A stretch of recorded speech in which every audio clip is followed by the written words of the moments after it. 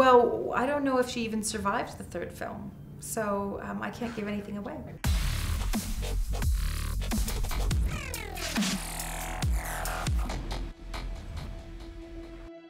On the mountain, is that not enough? Tolkien wrote a book where a group of dwarves and a hobbit meet a group of elves called the Sylvan Elves. And I think she fits in because actually Tolkien put those elves in the story. Fortunately, I was in the amazing position that I was working with collaborative filmmakers. Peter Jackson, Fran Walsh, and Philippa Boyens could not be more collaborative in their writing process. So when they asked me, would you like to play Tauriel? I said, yes, I would love to. I trust Peter, absolutely. And they said, well, she's not fully written yet.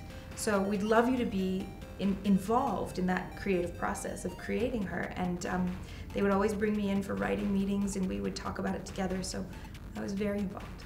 Now, we defend it. Can you tell me, how do you prepare for such an iconic role as Barad?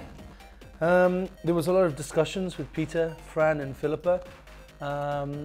Also discussing how he looked, and I was also responsible for planting the seed with the writers about not having a wife, because when I got the script he had a wife and I thought that it would be better if he didn't, if he was a widow. It just made the whole journey of this iconic character more tragic in a way. You know. You started this. You will forgive me if I finish it. What inspired you to be in the movie? Were you a big fan of the Lord of the Rings before? Well, first of all, when I was about 13 years old, The Hobbit was my favorite book. And the Sylvan Elves were my favorite characters in the book, and I would fantasize about being a Sylvan Elf. So that was a very easy decision. And then also the fact that it was Peter Jackson creating them, the creator of the incredible Lord of the Rings film trilogy epic, which my family are a little bit obsessed with. I knew I was in good hands, and that he would create a Middle-earthen character that I would be proud of. Okay. I don't know many people that would have said no to the opportunity to play a character in The Hobbit.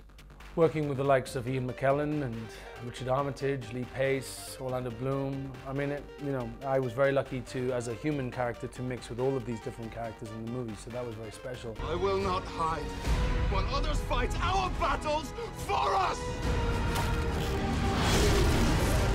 Yeah, the training process was shorter than I would have liked, but very involved, and I had incredibly skilled stunt people there to help me learn all of these skills. Which is a trait that you admire most in him?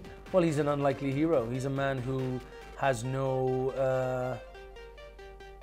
want to be a leader or a hero. He just wants to protect his kids. He just wants to give them a good life.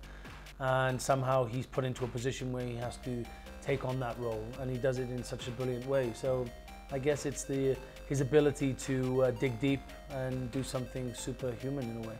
You have but one question to answer. How shall this day end? If you could choose to be any mystical creature in this universe, which would you choose and why? What would I choose to be? Probably, I wouldn't mind having a go with that ring, you know, but that's not a character. No, I guess it's Bilbo, isn't it? I suppose it would be Bilbo. Yeah, that ring's quite incredible, so I'd have some fun with that.